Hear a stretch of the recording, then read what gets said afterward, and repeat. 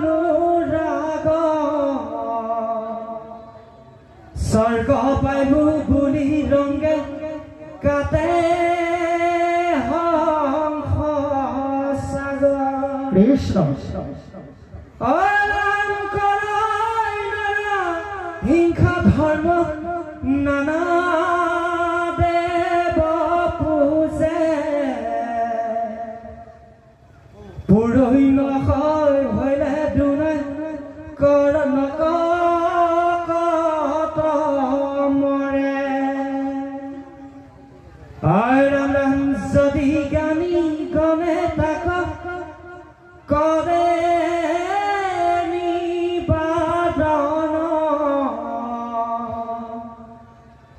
আউৰতাৰ বাক্য কোনো মানে কুজন ভুলয় পালন্ত কৰি বচন দিত ব্যাসটো অধিক ভৈল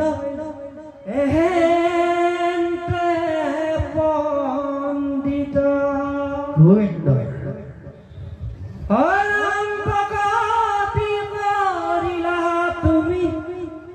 আনহে ধৰ্ম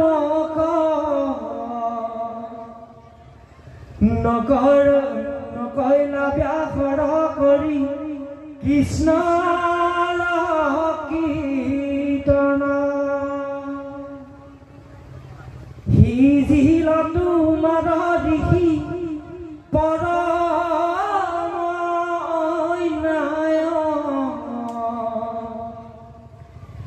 নাহি সুস্থ চিত্ত তব সেই অভিপ্ৰাম হে ৰাম ৰাম মূৰ উপদেশে কৰা ভাগৱত শাস্ত্ৰ পচাৰুক গোবিন্দৰ গুণ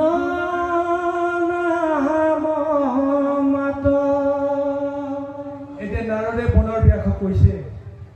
যে হে মহামুনি ব্যাস তুমি নিজৰ জ্ঞানেৰে তত্ত্বৰে তুমি বেদক বিভাজিত কৰিলা কিন্তু বেদৰ তত্ত্ব বেদৰ অৰ্থটো তুমিও বুজি নাপালা বেদত কি কৈছে আসলতে বেদৰ তত্ত্বটো এতিয়া তুমি চাৰিটা ভাগ কৰি দিয়াৰ বিনিময়ত অৰ্থটো হেৰাই গ'ল তুমিও বুজি নাপালা সেইকাৰণে এতিয়া তোমাৰ যিটো কৰ্ম এই কৰ্মটো বেদৰ পন্থাৰে তুমি জগতক প্ৰচাৰ কৰিলা কিন্তু বিষয়ৰ সূত্ৰত যিটো বেদ কৰ্ম চলিছে পূজা পাৰ্বণ এই সমস্তবিলাকৰ জৰিয়তে যাগ যজ্ঞৰ জৰিয়তে বলি বিধানৰ জৰিয়তে যিমানবিলাক জীৱক হত্যা কৰিলা জীৱ হত্যাৰ ৰাস্তাটো তুমি খুলি দিলা বেদে প্ৰকৃততে জীৱ হত্যা কৰাৰ পন্থটো দিয়া নাছিল গতিকে এই জীৱই যাক আশ্ৰয় কৰি জীৱবিলাক চলে এতিয়া কোনোবা জনৰ বিষয়ৰ মহা দুখখিনি নাইকিয়া কৰিবৰ কাৰণে বেমাৰ আজাৰ বা অন্যান্য অপশক্তিৰ পৰা মুক্ত হ'বৰ কাৰণে নিজৰ সুখ সম্ভোগটো পাবৰ কাৰণে বেদৰ মাৰ্গেৰে তুমি যিটো বিধান দিলা যে পূজা কৰিব লাগে দেৱক তুতি কৰিব লাগে দেৱ সন্তুষ্ট হ'লে আমাৰ সমস্ত দুখ দুৰ্দশা নাইকিয়া হ'ব তাৰ কাৰণে তুমি বিধান দি তুমি প্ৰাণী হিংসাৰ এটা ৰাস্তা কৰি দিলা জীৱই জীৱক কেতিয়াও হিংসা কৰাটো উচিত হ'ব নোৱাৰে জীৱই জীৱক অহিংসা কৰি নিজে কেতিয়াও সুখী হ'ব নোৱাৰে গতিকে আজি তোমাৰ দুৰ্দশাটো হৈছে সেইটো যে যদি তোমাৰ কৰ্মটো কোনোবাই যদি সিদ্ধজনে যদি ভুল বুলি কয় এতিয়া তেওঁ এতিয়া জগতৰ পৰা মানে উপেক্ষিত হ'ব লগা হৈছে জগতৰ পৰা তেওঁ নিন্দিত হ'ব লগা হৈছে এই কাৰণে কাৰণ ব্যাসৰ সমান মহাপণ্ডিত মহাগুণী জ্ঞানী কোনো নাই ব্যাসে যেটো বেদপন্থ ৰচনা কৰি পূজা বিধি বলি বিধানৰ ব্যৱস্থা কৰিলে এইটোক বাধা দিবৰ কাৰণে তুমি কোন ব্যাসতকৈ তুমি পণ্ডিত নেকি এনেকৈ তেওঁ তিৰস্কাৰ যেতিয়া কৰিব তিৰস্কাৰৰ ভয়ত সেইজনেও কেতিয়াও প্ৰতিবাদ কৰাৰ সাহস নকৰে আজি এনেদৰেই তোমাৰ এই অৱস্থাটো হ'ল গতিকে তুমি জানিবা যে এই সমস্ত পন্থক এতিয়া তুমি প্ৰৱৰ্তন কৰি জগতৰ অন্যায় কৰিলা এই অন্যায় কৰিলা যে কৰিলা এতিয়াতো তুমি আৰু তাক কেতিয়াও শুদ্ধ পথত আনিব নোৱাৰা তুমিতো ক'ব নোৱাৰা মই বেদ ৰচনা কৰি ভুল কৰিলোঁ বুলি ইতিমধ্যে সমস্ত বেদৰ তত্ত্ব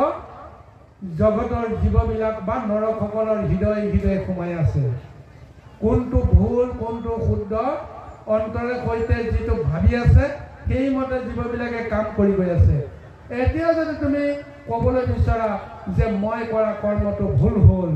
তেতিয়াহ'লে জগতেও তোমাক কেতিয়াও ক্ষমা নকৰিব তোমাৰ কথা জগতেও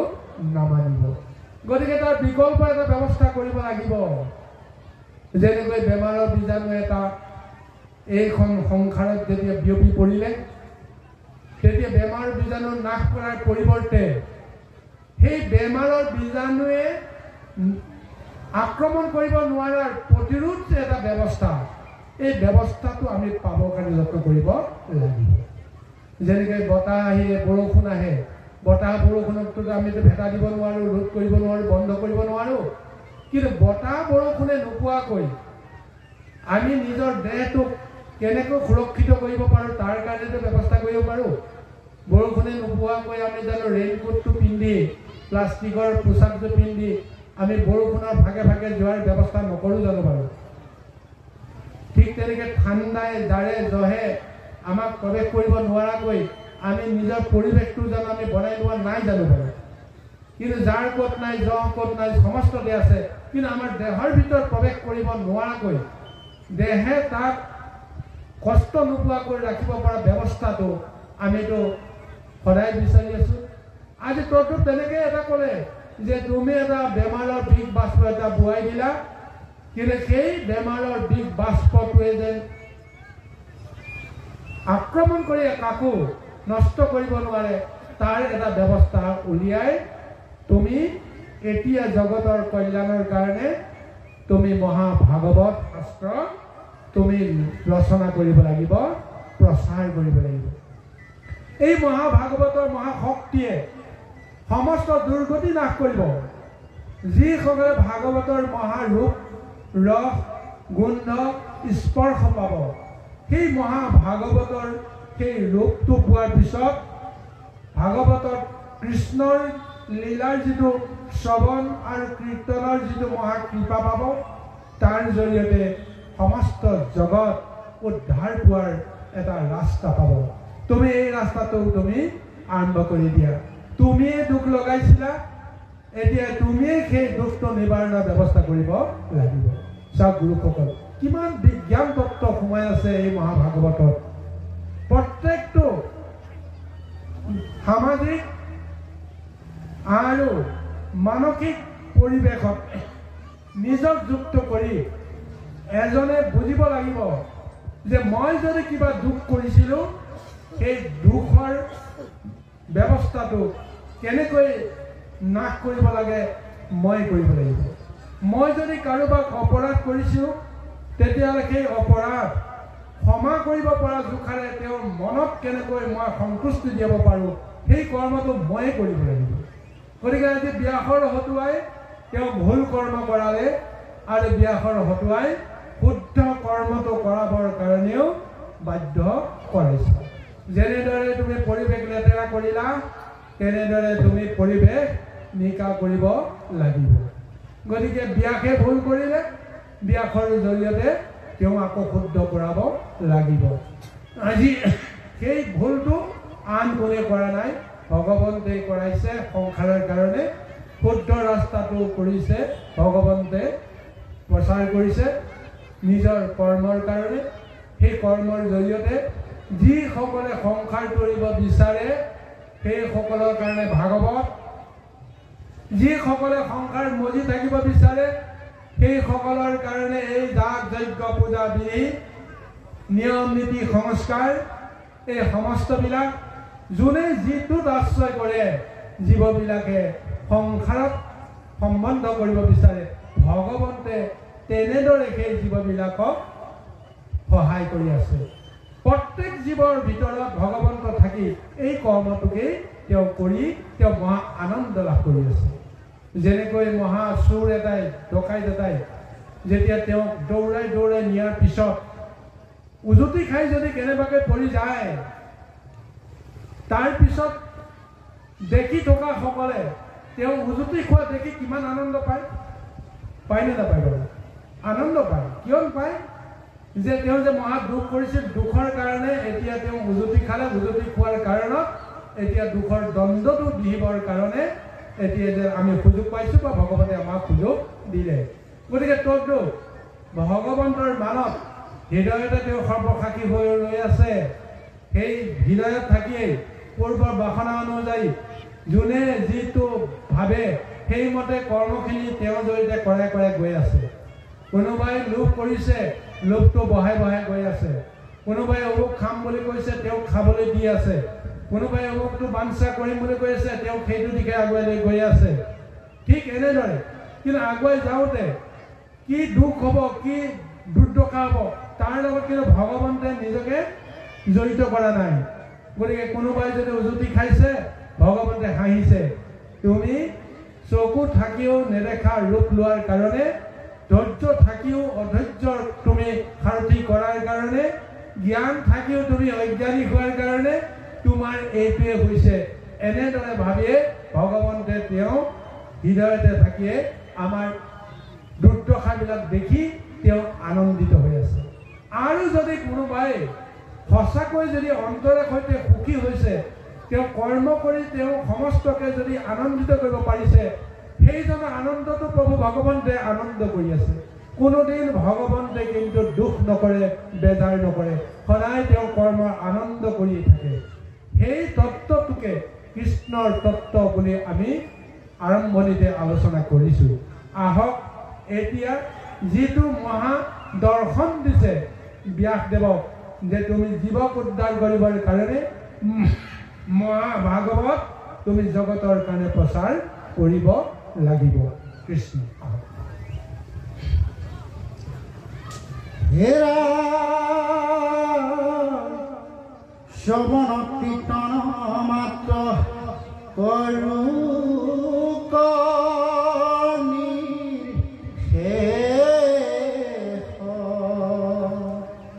দূৰ হওক তোমাৰ মনৰ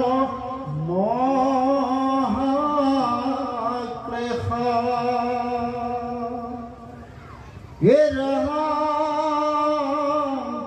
যদ্যপি ভকতি নৱ বিধ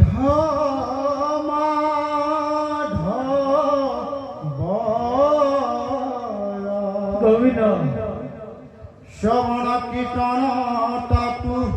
মহাশ্ৰেষ্ঠ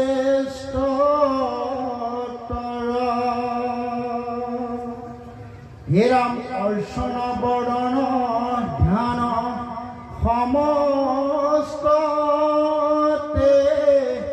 কৰে যশ কীৰ্তনত অতি তুষ্ট হুন্ত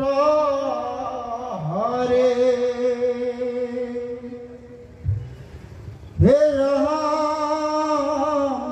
ভকতে যতে গাই গুণ নাম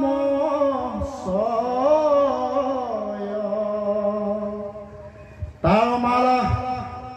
গান্ঠিয়া পিন্ধন্ত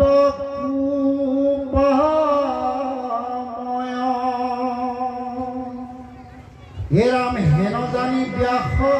ঋষি তুমি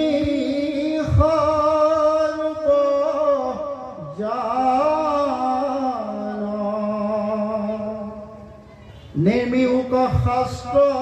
কৃষ্ণ চৰিত্ৰ প্ৰধান এতিয়া সুন্দৰভাৱে এই ৰাস্তাটো দিছে তুমি শ্ৰৱণ আৰু কীৰ্তনকে তুমি সাৰ কৰা আৰু তোমাৰ মনৰ সমস্ত দুখ তুমি নাইকিয়া কৰা। এতিয়া এইখন সংসাৰত ভগৱন্তক লাভ কৰিবৰ কাৰণে এই জগতত তেওঁ নৱবিধ ভক্তিৰ কথা তেওঁ প্ৰচাৰ কৰিছে। শ্ৰৱণ, কীৰ্তন, অৰ্চন, বন্দন, স্মৰণ, দাস্য, সখিত্ব, পদসেৱন, আত্মনিবেদন, এই নৱবিধ ব্যৱস্থাৰ মাজেৰে ভক্তিৰ মাজেৰে ভগৱন্তক পাব পৰা, ভগৱন্তৰ কৃপা পাব পৰা ব্যৱস্থা দিছে। কিন্তু তাৰ ভিতৰত সমস্তৰ কাৰণে আটাইতকৈ সহজ সৰল পন্থটোক নিদৰ্শন দিয়া হৈছে শ্ৰৱণ আৰু কীৰ্তন, কোৱা আৰু শুনা।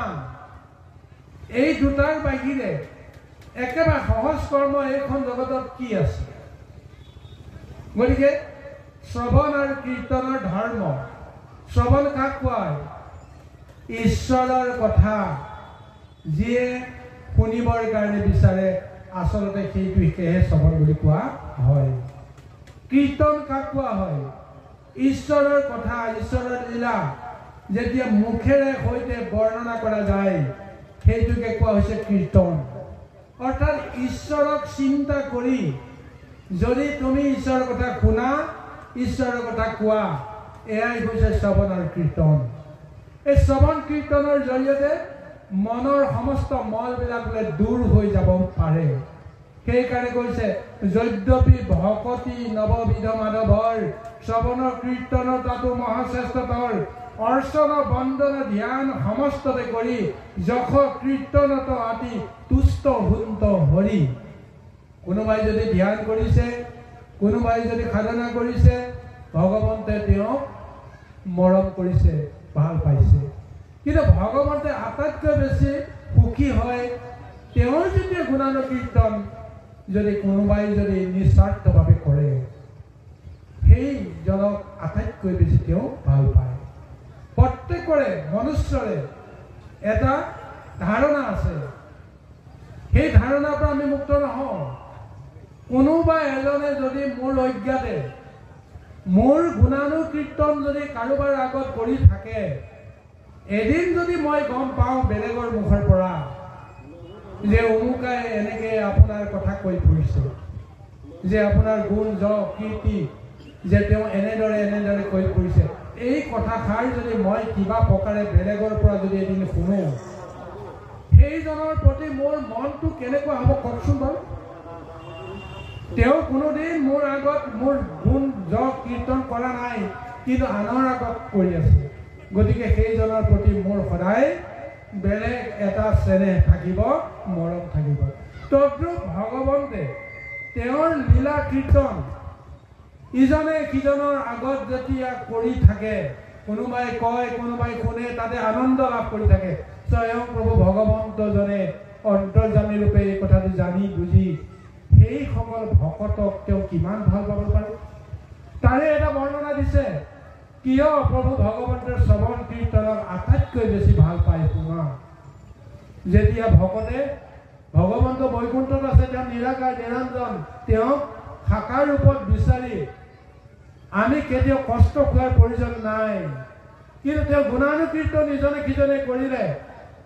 প্ৰভু ভগৱন্তে ক'তো ৰৈ থাকিব নোৱাৰে। একান্ত ভক্ত হবে নিৰ্গুণ কৃষ্ণৰ গুণ,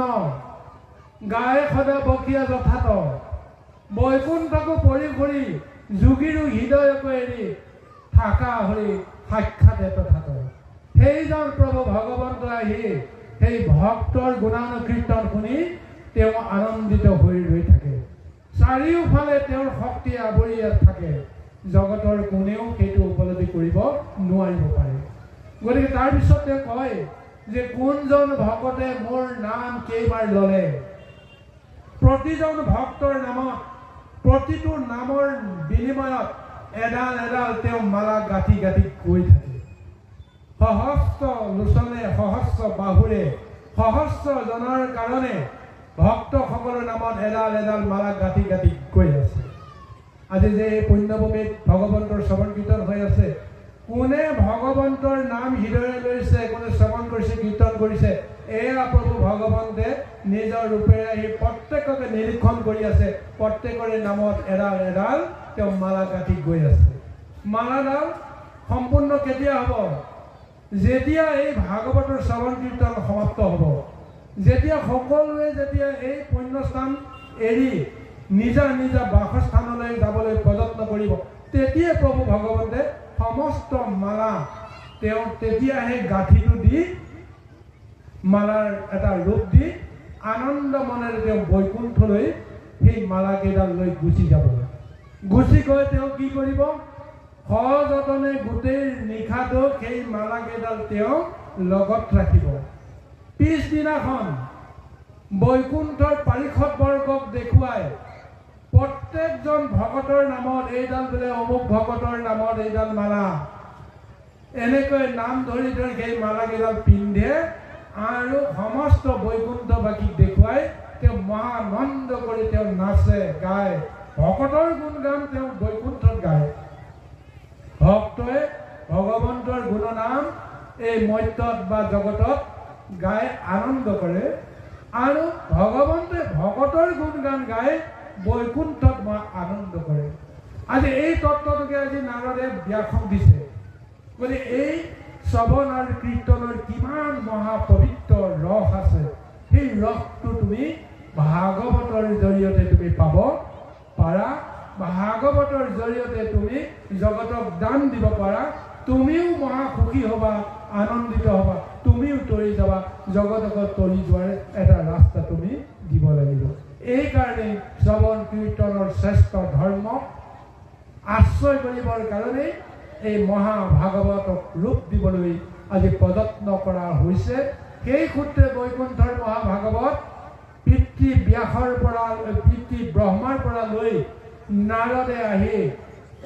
ব্যাসক দিবৰ কাৰণে প্ৰযত্ন কৰিছে। কৃষ্ণ হে ৰাম, যিটো বাক্য নাই নাম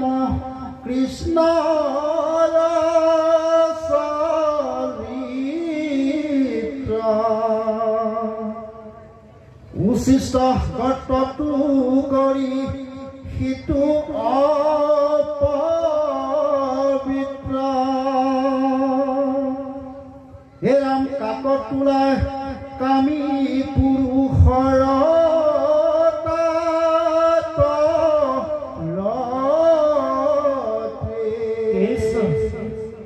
ভকতৰ নাই তাত অভিলাষ মতে। হে ৰাম, যিটো বাক্য আছে গুণ নাম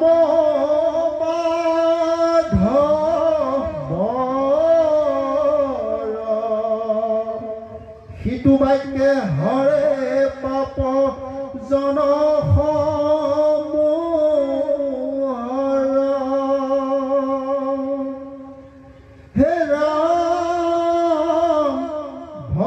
বিহীন জ্ঞান কৰ্ম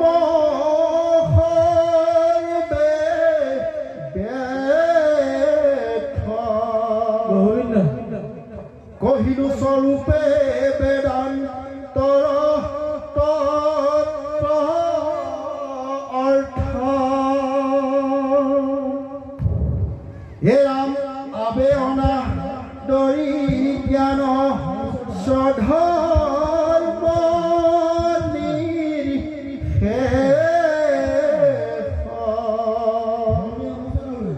কেৱল দিওক ভকতিৰ উপদেশ।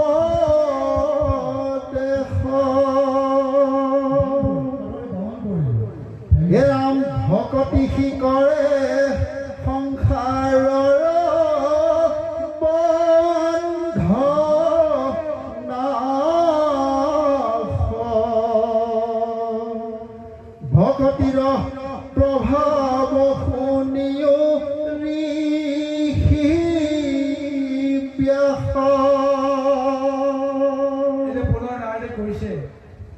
যিটো বাক্য নাই নাম কৃষ্ণৰ চৰিত্ৰ, উচিষ্ট গৰ্তটো কৰি সিটো অপবিত্ৰ। অৰ্থাৎ আমাক এইটো কথা সহজভাৱে বুজাবলৈ গৈ আছে যে এই জগতত কৃষ্ণৰ অবিহনে শূন্য ঠাই ক'ত আছে। যিবিলাক শব্দৰ ধ্বনি সৃষ্টি হৈছে সমস্ত শব্দৰ ধ্বনিতে সেই কৃষ্ণৰ শক্তিটোৱে জড়িত হৈ আছে। গতিকে সেই কৃষ্ণৰ শক্তিটোক আমি সমস্ততে পাব পাৰোঁ। সেইকাৰণে কৈছে এনেকুৱা এটা শব্দ নাই য'ত কৃষ্ণ নাই। কিন্তু যদিহে সেই কৃষ্ণৰ ৰূপটোক শক্তিটোক আমি যদি চাব নিবিচাৰোঁ, তাৰ পৰিৱৰ্তে কৃষ্ণক আঁৰ কৰি আমি যদি নিজৰ মতে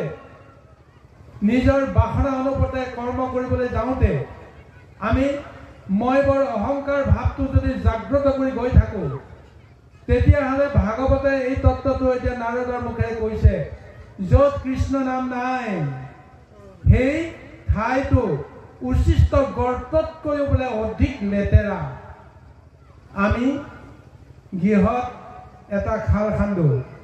খাল খান্দি আমি কি কৰোঁ, চোৱা জাবৰ সমস্ত বেয়া বেয়া মল মূত্ৰ বস্তুবিলাক আমি ক'ত পেলাওঁ, এই উচিষ্ট গৰ্তত পেলাওঁ। আৰু সেই গৰ্তটো পেলোৱাৰ পিছত আমি কেতিয়াও খালী ভৰিৰে হওক বা যেনেকেই নহওক আমি কেতিয়াও তাত নামিবৰ কাৰণে কেতিয়াও ইচ্ছা প্ৰকাশ নকৰোঁ। আমি ঘৃণ কৰোঁ। উচিষ্ট গৰ্তত মইলাই য'ত মলিয়ে য'ত বেমাৰৰ বীজাণুৱে কিলকিলাই আছে তাত কেতিয়াও নামি আমি কেতিয়াও সুখী হ'ব নিবিচাৰোঁ। গতিকে আজি তদ্ৰূপ প্ৰভু ভগৱন্তে কৈছে, য'ত মোৰ নাম কীৰ্তন কোনেও নলয় সেই ঠাই টুকুৰাটো বোলে উচিষ্ট গৰ্তৰ সদৃশ, মই তাত নাই। তেওঁ আছে কিন্তু নাই, তেওঁ থাকিলে তেওঁ পৰিচয় নিদিয়ে, মই ইয়াতে আছোঁ বুলি তেওঁ কেতিয়াও নকয়। গতিকে সেইকাৰণে কৈছে ভকতৰ যিটো বাক্যে আছে গুণ নাম মাধৱৰ, সিটো বাক্যে হৰে পাপ সমস্ত সমূহৰ। কিন্তু য'ত প্ৰভু ভগৱন্তৰ গুণ নাম কীৰ্তন শ্ৰৱণ কৰে কীৰ্তন কৰে তাত কোনো পাপ থাকিব নোৱাৰে। গতিকে আমি উচিষ্ট গৰ্ত বুলি আমি কাক কম, নিজৰ মনৰ এই গহ্বৰটোকে আমি উচিষ্ট গৰ্ত বুলি ক'ব লাগিব। এই মনৰ গহ্বৰতে লোভ মোহ মায়া হিংসা দেহ ঈৰ্ষা অসূয়া পৰশিকাতৰ ইত্যাদি ইত্যাদি বেয়া বেয়া গুণবিলাক বেয়া বেয়া দুখবিলাক আমাৰ এই মনৰ গৰ্ততে যদি সোমাই থাকে, তেতিয়াহ'লে প্ৰভু ভগৱন্তে তাৰ পৰা নিজে আঁতৰি গুচি আহে। কিন্তু কিবা কাৰণত যদি আমি এই দশ ইন্দ্ৰিয়ৰ জৰিয়তে শ্ৰৱণৰ জৰিয়তে কৃষ্ণৰ নামক যদি আমি আশ্ৰয় কৰোঁ, কৰ্ণপথে ভকতৰ হিয়াত প্ৰৱেশী হৰি দুৰ্বাসনা হৰয় সমস্তৰ যেহন শৰত কালে নদীৰ জেঙাৰ ঠিক তেনেকে শৰৎ কালৰ সেই নদীবিলাকৰ যিটো এটা পূৰ্ণ নিৰ্মল ভাৱ আপোনা আপুনি আহি যায়, তদ্ৰূপ কৃষ্ণৰ গুণগান কৃষ্ণৰ কথা লীলা যেতিয়া আমি শ্ৰৱণ কৰিবৰ কাৰণে ৰোমন্থন কৰিবৰ কাৰণে মনত পেলাবৰ কাৰণে আমি বাঞ্ছা কৰি হৃদয়ত থকা বেয়া বেয়া ভাৱনাবিলাক লাহে লাহে নাইকিয়া হ'বৰ কাৰণে বাধ্য হ'ব। লেতেৰা ময়লা যুক্ত এটা পাত্ৰ আমি যেতিয়া পৰিষ্কাৰ পানীৰে আউখালি থাকিম, আজি অলপ কালি অলপকৈ কৰোঁতে আউখালি থাকোঁতে সেই লেতেৰা পাত্ৰটো নিজে নিজে পৰিষ্কাৰ হৈ যাব। তদ্ৰূপ আমাৰ বিষয়ত মজি থকা মনৰ মলবিলাক নাইকিয়া কৰিবৰ কাৰণে সদায় যদি প্ৰভু ভগৱন্তক উঠোঁতে বহোঁতে শুওঁতে খাওঁতে যিকোনো এটা কৰ্ম কৰোঁতে ঈশ্বৰৰ নামক যদি আমি স্মৰণ কৰি যদি কৰ্ম কৰোঁ, তেতিয়াহ'লে জানিব লাগিব সেই কৰ্মত কেতিয়াও দুখ থাকিব নোৱাৰে। সেই কৰ্মত কেতিয়াও আশা, সেই কৰ্মত কেতিয়াও বাঞ্ছা, সেই কৰ্মত কেতিয়াও মোহ থাকিব নোৱাৰে। সেই কৰ্ম কৰি আমি মহা আনন্দ লাভ কৰোঁ। আৰু সেই কৰ্ম কৰি যদি সঁচাকৈ যি অলপমান যদি আমাক ফল দিয়ে তাতেই আমি সন্তুষ্টি লাভ কৰি ভগৱন্তৰ ওচৰতে আমি তাক নিবেদন কৰিম। গতিকে সেই কৰ্ম যি কৰ্ম আমি ঈশ্বৰৰ অৰ্থে কৰিম, যি কৰ্ম ঈশ্বৰকে আমি অৰ্পণ কৰিম আৰু যিটো ফল ঈশ্বৰে আমাক দিব তাকেই মহাপ্ৰসাদ হিচাপে যদি আনন্দ মনেৰে যদি গ্ৰহণ কৰিম আমাৰ সমান সুখী এইখন জগতত আৰু কোনো নাথাকিব আমাৰ সমান পৰম জ্ঞানী এইখন জগতত আৰু কোনো নাথাকিব এই মহাভাগৱতৰ এই মহাতত্ত্বটো আজি এটা ৰূপ দিবৰ কাৰণে আজি ব্যাসক এইখিনি মহা আধ্যাত্মিক পাৰমাৰ্থিক জ্ঞান প্ৰদান কৰি গৈ আছে অৰ্থাৎ তেওঁ মহাভাগৱত দান ব্যাসক তেওঁ দিয়ে আছে ইয়াৰ জৰিয়তে সমস্ত ৰহস্য তত্ত্ব নাৰদৰ পৰা ব্যাসে লাভ কৰিবলৈ সক্ষম হৈ আছে কৃষ্ণ হেৰা সৰ্ধমক তেজী ভজে কৃষ্ণ প্ৰতি তাত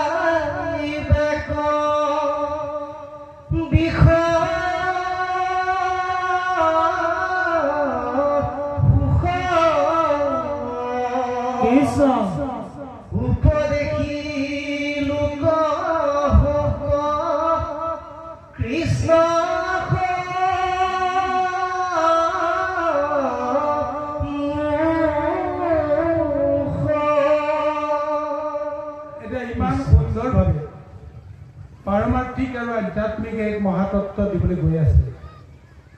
যে ঈশ্বৰক ধৰিবৰ কাৰণে আমি স্বধৰ্ম আচৰণ কৰিও ঈশ্বৰক পাব পাৰোঁ স্বধৰ্ম ত্যাগ কৰি আমি ঈশ্বৰক পাবলৈ হ'লে আমি প্ৰেমপূৰ্ণ ভকতি আমি কৰিব লাগিব এই ভাগৱতে দিয়া এক তত্ত্ব এতিয়া আমি কথাটো এনেদৰে বুজিব লাগিব যদি সঁচাকৈ স্বধৰ্মক আমি যদি ভুল বুলি কৈ যে আমি ইমান দিনে যি কৰ্ম কৰিছিলোঁ এই কৰ্ম কোনোবাই কৈছে ভুল গতিকে আমি এই কৰ্ম আজিৰ পৰা নকৰোঁ এই বুলি যদি আমাক কোনোবাই এইটোহে ভাল বুলি কোৱা কৰ্মটো কৰিবলৈ যাওঁ, সেই কৰ্মত আমাৰ প্ৰেম ভক্তি শ্ৰদ্ধা যদি নহয়, তেতিয়াহ'লে স্বধৰ্ম ত্যাগ কৰি সেই কৰ্মটো কৰিলেও আমি কেতিয়াও গতি নাপাওঁ। চিন্তা কৰি চাওকচোন দেই গুৰুসকল, এতিয়া আমাৰ বৈদিক যি পৰম্পৰা, পূৰ্বৰ যিটো সংস্কাৰ, আমি জনজাতি যিসকল লোক আছো, এই লোকসকলৰ আদি যিটো কলা কৃষ্টি সংস্কৃতি, এই সমস্তকে সাৰ কৰি আমি জীৱন যাত্ৰা কৰি আছো, পূজা পাতল কৰি আছো, কিন্তু আমি প্ৰকৃততে সুখী হ'ব পাৰিছো নে নাই? আমি এই কৰ্মটো কৰিছো ভুল নে শুদ্ধ নিজেই যদি আমি গম পোৱা নাই, কোনোবাই যদি আমাক কৈ আছে যে এইটো কৰ্ম ভুল, এইটোহে কৰিব লাগে, সেই অনুসাৰে আমাৰ কৰ্মটো ভুল বুলি আমি কৰ্মটো ত্যাগ কৰিলো, ত্যাগ কৰি আনে দেখুৱাই দিয়া কৰ্মটো কৰিবলৈ যাওঁতে সেই কৰ্মটোকো যদি আমি শ্ৰদ্ধা ভক্তিৰে আমি সমস্ত নিজৰ শক্তিটোক যদি এটা সংস্কাৰ দি আমি কৰিব পৰা নাই, তেতিয়াহ'লে ইকলো নাপালো, আমি সিকলো নাপালো, মাছ পানী ৰৈ থকা অচল জাহাজখনৰ দৰে আমাৰ হ'ব। গতিকে এইকাৰণে আজি মহাভাগৱতে কৈছে, তুমি স্বধৰ্ম ৰক্ষা কৰিও, স্বধৰ্মৰ কৰ্মত জড়িত থাকিও তুমি ভক্তি কৰিব পাৰা। কিন্তু ভক্তি কৰিবলৈ যাওঁতে তোমাৰ মনটো কোনোদিন কলুষিত হ'ব নালাগিব। চাওক, ব্যাধে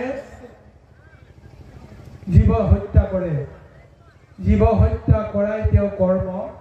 জীৱ হত্যা কৰাই তেওঁ ধৰ্ম। এই জ্ঞানটো তেওঁ শুদ্ধ ৰূপে ধৰি লৈ তেওঁ কোনোদিন ভুল কৰিছো বুলি মনেৰে ভবা নাই, তাৰ পৰিৱৰ্তে তেওঁ কোনোবা